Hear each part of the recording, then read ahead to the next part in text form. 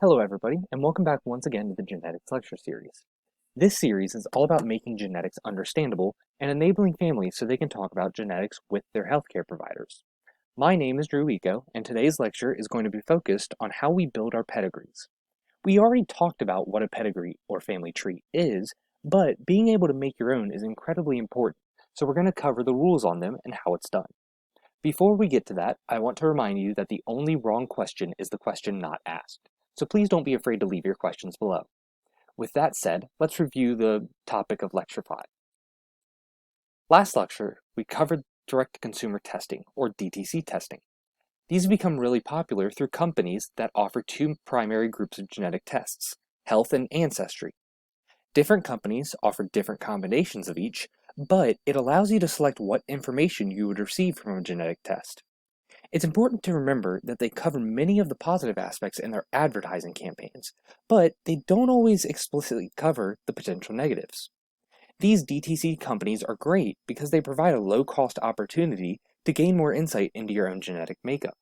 However, in the event that you do receive a positive or an at-risk variant, you might not fully understand what that means or be prepared to process all of the challenges that come along with that. We covered many positives and many negatives, but at the end of the day, the decision is ultimately up to you. There sadly is no one-size-fits-all recommendation. If you're interested in having genetic testing done, but are worried a little bit more about the negatives, I personally recommend reaching out to a genetics healthcare professional since they would be able to walk you through the entire process. Today's lecture is returning to pedigrees, or family trees. We covered the basic rules of a pedigree in Lecture 2, but diving in a bit deeper is surely worth our time since a pedigree can be incredibly helpful. We're going to learn more about the specific rules to follow so you can build the best pedigree for your own family, and so you're best prepared to share it with healthcare professionals. Here are a list of 7 rules that I feel are the best launching point for building your personal pedigree. Be sure to follow these rules as they are virtually universal to all pedigrees. I've also included a pedigree that follows almost every single one of these rules on the slide, so you have a visual representation of them working in the pedigree. First, like we covered in Lecture 2, men are represented by squares and women by circles. Second, a horizontal line between a square and a circle is a mating pair or parent pair. Third, if we want to represent children of a parent pair, the children will branch off a row below the parents, with their line connecting from the top of their shape to the line that is a bridge between the parent pair. Fourth, you will typically see Roman numerals for each generation. This is a new rule we didn't really cover before, but it helps us orient where we're looking at on the pedigree. Think of it like a coordinate system in a way. Usually, you label the eldest generation as Roman numeral 1, and reading left to right within a generation, you label them with our typical 1 through infinity of numbers. So, looking at the pedigree in the bottom right of this slide, the individual with an arrow pointing to them would be Roman numeral 3, individual number 4, or 3, 4. We will see examples of this labeling in future slides, so don't worry if it doesn't make total sense right now. The fifth rule is that the proband or proband is represented by the arrow pointing to them. A proband is defined as the person being studied or reported. So, if you yourself went to a genetics professional, you would be the proband. Fairly simple, but that arrow serves as another reference point for somebody looking at the pedigree. The sixth rule is one we covered before, where affected individuals are colored in shapes, while unaffected are not colored in shapes. There are variations on this for more complex pedigrees, but we're going to primarily focus on single disorder or single trait pedigrees for now. The seventh and final major rule is if somebody is represented in the pedigree, but deceased, you should put a diagonal line through their shape. We may keep deceased individuals on a pedigree because they may be the furthest back affected individual, or they provide other related information that might be important. These are a lot of rules that I went through, but hopefully they help you understand pedigrees a little bit better. I also realize there are many other rules that exist or questions you might have, so let's look at a few more details before we build a pedigree. You'll see on this slide some more rules to follow, or some of the questions you might have had, and I did my best to provide visuals paired with each one. First is the topic of half-siblings. We want to ensure that we accurately represent these in a pedigree since it can vary how much we want to weigh genetic risk. If you want to represent half-siblings, it's almost as if the parent pair is a parent trio with the half-siblings branching from the line between their respective parent pair. I will admit it's a little bit of an odd way to cover that information, but it's important to have an accurate representation within a pedigree, so there is an example of it. You might also think about, how do we represent twins? They're fairly simple to represent overall. Instead of the line being straight from a bridge of a parent pair, they are diagonals from the same point for fraternal twins.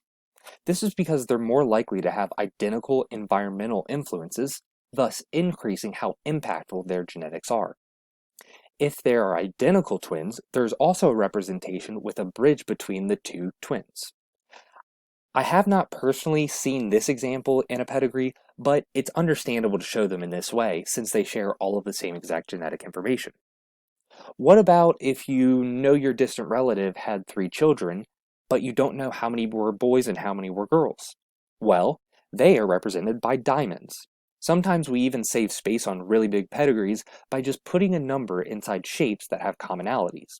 So, an empty circle with a 2 in it would represent 2 unaffected women. If there was a diamond, just like in our image here, and it had a 4 in it, it would represent 4 unaffected children, and we just don't specifically know how many were boys and how many were girls. Not too bad. Finally, I wanted to make a note of a few rules that people commonly make mistakes on. First is cousins. Even I still struggle with this from time to time. On the right, we see a family tree that clarifies this mess within cousins. If you are referring to your aunt or uncle's child, they are your first cousin. If you have a child and your cousin, first cousin, has a child, your child and your cousin's child would be second cousins. Your cousin's child, in relation to you specifically, would be your first cousin once removed, because they are 1 generation removed from you, but connected to your first cousin. The way this really got so messy is this is all based on how much of your genetics you share with that cousin, and it varies by generation. But at the end of the day, this is generally how cousins work. A rule we also see get messed up a lot is where siblings branch off.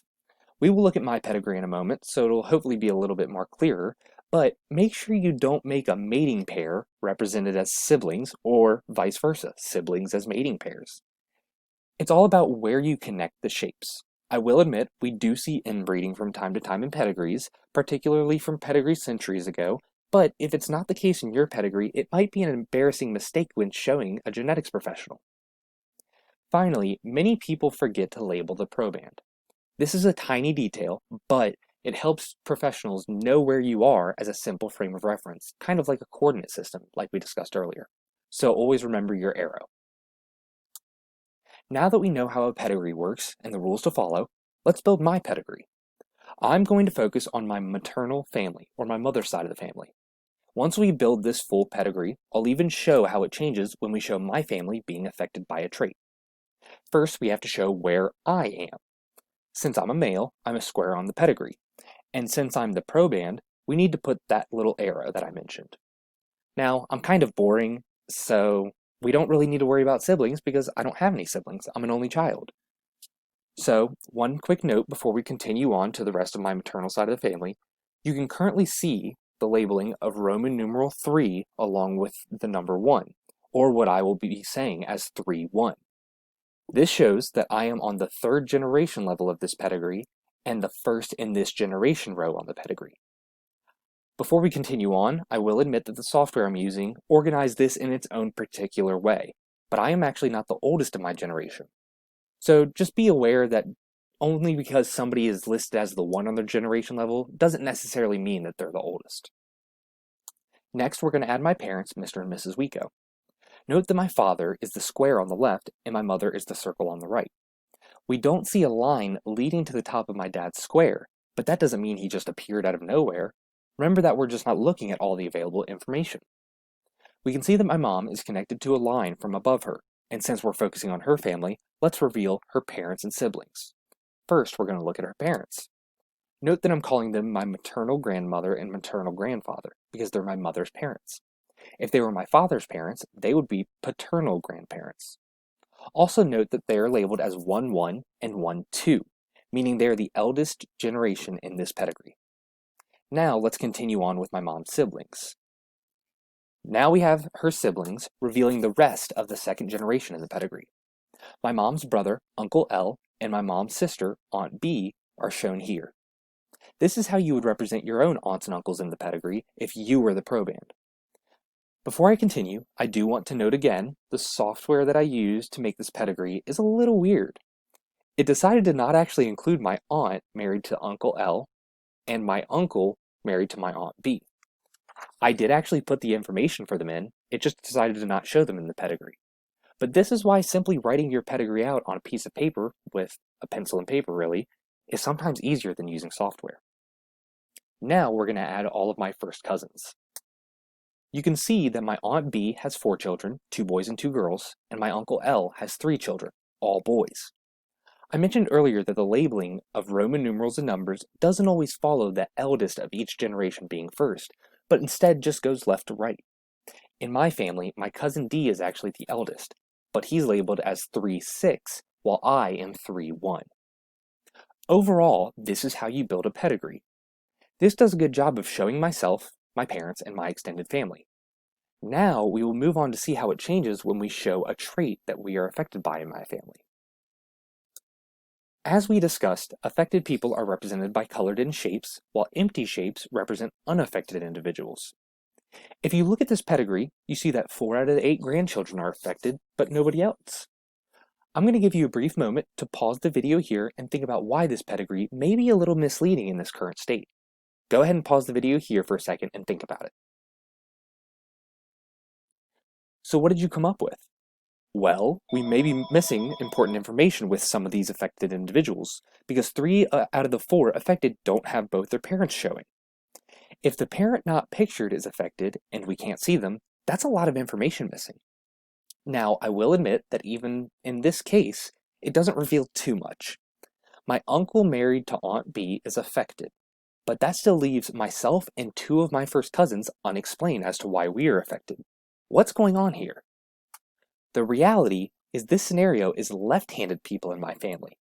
In my family, myself, 3 of my first cousins, and my uncle are all left-handed.